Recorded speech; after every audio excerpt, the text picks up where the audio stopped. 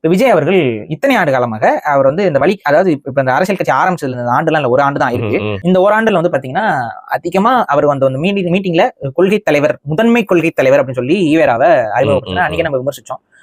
அதுக்கப்புறம் பெருசா ஈவேரா பத்தி ஒன்றும் பெரிய ரெஸ்பான்ஸ் இல்லை. சீமான் அவர்கள் ஈவேராவை கடுமையாக விமர்சிக்கும் போது கூட அந்த ஒரு எதிர் விமர்சனம்ங்கிறது பெருசா இல்ல சைடு. சரி, ஒரு வேளை ஒப்புக்கு சப்பாவா ஈவேராவை தூக்கிட்டு வராங்க போல, புரிதல் இல்லாம தூக்கிட்டு வந்துட்டாங்க, இப்ப என்ன பண்றதுன்னு தெரியாம விட்டுருக்காங்க போல அப்படின்னு சொல்லிட்டு நினைச்சோம்.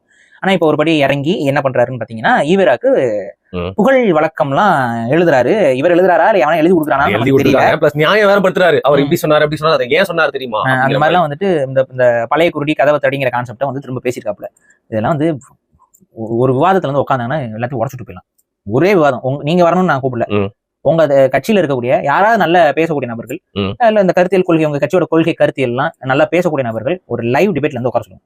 ஓகே, இந்த ஈவேரா வச்சு டாபிக் வச்சு அடிப்போம், தயவு செய்து வாங்க. ஒரே வீடியோல உடச்சிட முடியும் இந்த விஷயங்கள் எல்லாம். நீங்க வந்து முட்டு கொடுக்காதீங்க. நீங்க உண்மையாவே அவர் ஏற்கிறீங்கன்னா அதை வந்து எதனாலன்னு சொல்லுங்க. அது இல்லைங்கிறத நாங்க சொல்றோம்.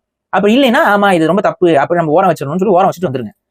இல்ல நாங்க தூக்கி பிடிச்சுதான் தீருவோம், ஏன்னா நாங்க வந்து அப்படிதான் அப்படின்னு நீங்க நினைச்சீங்கன்னா சேர்ந்து அதாவது கப்பல்ல ஓட்டை விழுந்துச்சுன்னா கப்பல் மூழ்க தான் போகும். நீங்க ஈவேராங்கிற ஓட்டையை நீங்க போட்டீங்க அப்படின்னா அது மூழ்க தான் போகுது. அதில் ஒன்றும் மாட்டுக்கிறதுல. சோ நீங்க அது காலத்துல தமிழர்களுக்கு நீங்க விழிப்பு வந்துருச்சு. இந்த குள்ளா மாட்டிட்டு வருது, ஈவேராவை தூக்கி வச்சு பேசுறது. நான் சொல்றேன்ல, உங்களால மட்டும் இல்ல, உங்க கட்சியில இருக்க எந்த கொம்பனாலும் ஈவேரா காப்பாற்ற முடியாது. தப்பான ஒரு ஆள் எப்படிங்க காப்பாத்துவீங்க? இவ்வளவு காலம் அந்த தப்பான அரசியல் வச்சுட்டு தான் ஈவேரா பிம்பத்தை திராவிட நம்ம கிட்ட திணிச்சுட்டு இருந்துச்சுன்னா, நீங்க திரும்ப வந்து நியூட்ரல் ஸ்டாண்ட்ல நிக்கிறேன் வந்துட்டு திரும்ப நீங்க என்ன சொன்னீங்க? திராவிடமும் தமிழ் தேசியமும் தமிழ்நாட்டின் 2 கண்கள்னு சொன்னீங்கல்ல. ஆனா இப்ப திராவிடத்துடைய உண்மை முகம் என்னங்கிறத நம்ம எக்ஸ்போஸ் பண்ணிட்டு இருக்கோம். இந்த இடத்துல வந்து நீங்க எங்க கூட சேர்ந்து எக்ஸ்போஸ் பண்ணணும்னு சொல்ல வரல.